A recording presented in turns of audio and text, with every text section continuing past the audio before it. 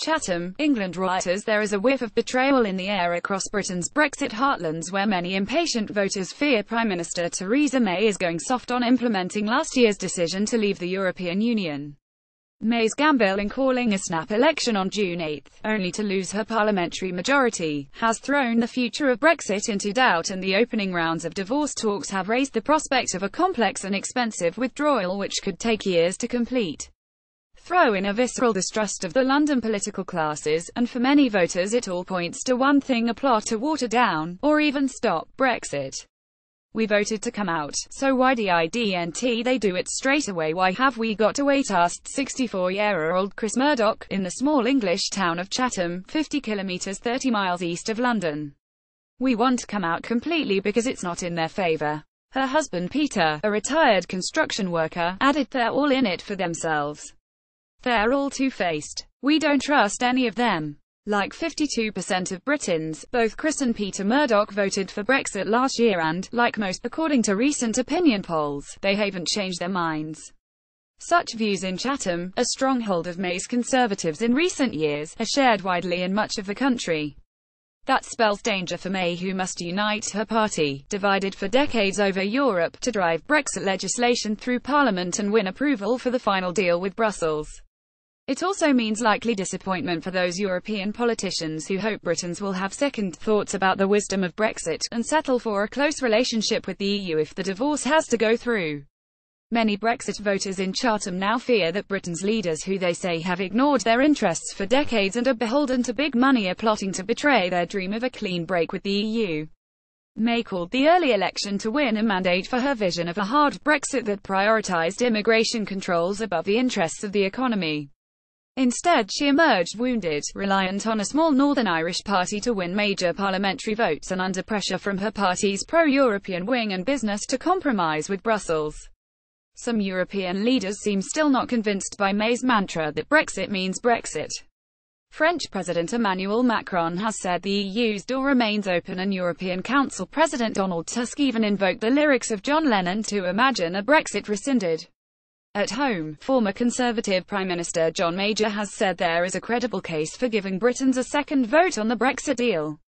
His successor, Labour's Tony Blair, has said repeatedly the process can and should be stopped.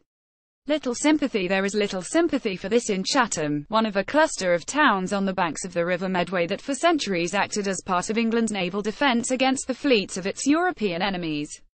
Earlier this year, the town marked an ignominious chapter in English history, the 350th anniversary of a daring raid by Dutch ships which caught the King's defences napping, sailing up the Medway to capture and burn prized assets of the fleet. Nowadays, Chatham's dockyards are a museum, the barracks are being converted into flats, and despite regeneration efforts, a higher than average 12.2% of the local working-age population receive government social payments. The Medway towns, including Chatham, backed Brexit by almost 2-1. Like so many of the towns outside England's major cities that overwhelmingly voted to leave the EU, it has long struggled to adapt to a decline in traditional industries.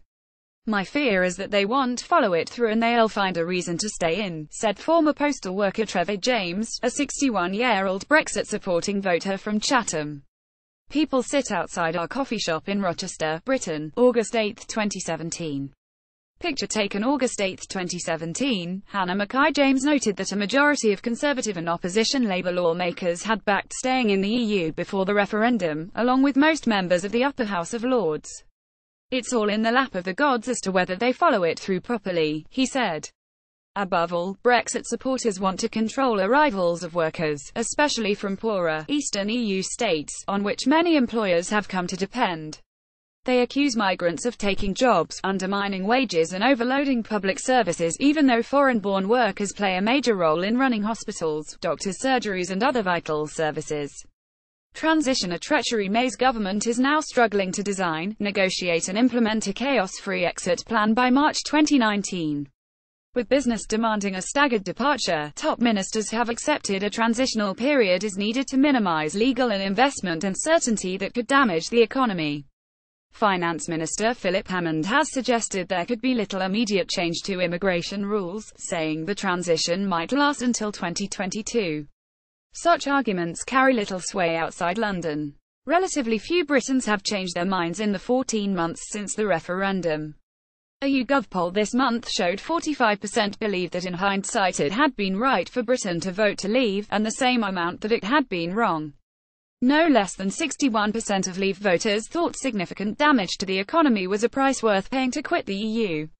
David Barker, a 55-year-old manager at a telecoms firm from the Medway town of Rochester, believed people like Hammond were wobbling. "It's not going to be the hard Brexit we voted for, with immigration control and coming out totally."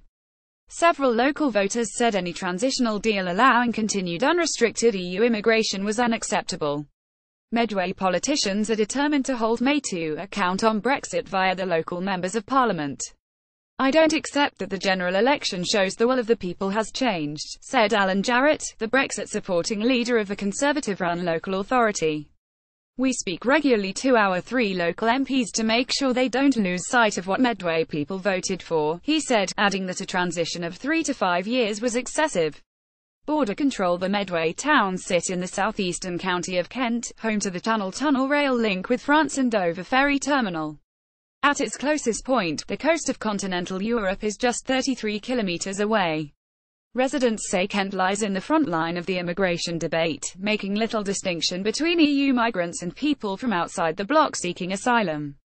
Despite a lower proportion of residents born outside Britain than the national average at 10% of the Medway population compared with 14.5% across England, voters say immigration is the main issue that May must address. "I'm not against immigrants, but it's just overflowing the country," said Brian Burrows, 85, who says that after paying taxes for more than half a century, he resents migrants having easy access to the publicly funded healthcare service. May insists the free movement of EU workers to Britain will end in 2019 and a British-controlled border policy will come into effect. But so far she has offered little detail of the new regime, and businesses are lobbying hard for as few restrictions as possible to ensure they can find the workers they need. For many residents, the bottom line is simple: anything other than a radical tightening of Britain's borders would be a betrayal. "This used to be a lovely town, Chatham. Now all you hear is foreigners," said Peter Murdoch. "They're coming over, getting all the benefits, houses, the lot. Struggle, that's all we do. It's not fair. That's what's turned us immigrants and what they get when they come over here," he said. "Of course it should stop. Blow the tunnel up as well." Editing by Guy Falconbridge and David Stamp.